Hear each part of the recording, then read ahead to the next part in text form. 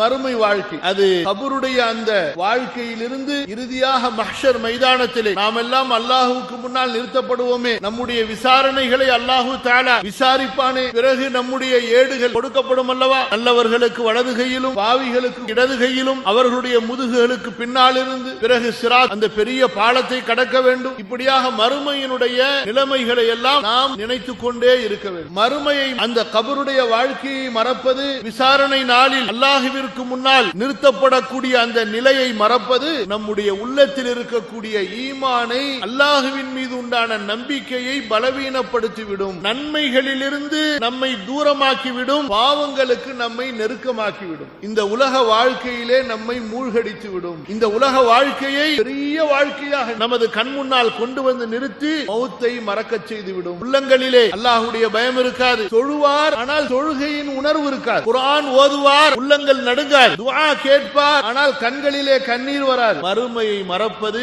விசாரணை நாளை மறப்பது அவ்வளவு ஆபத்தான ஒன்று. அல்லாஹ் பாதுகாக்க வேண்டும்.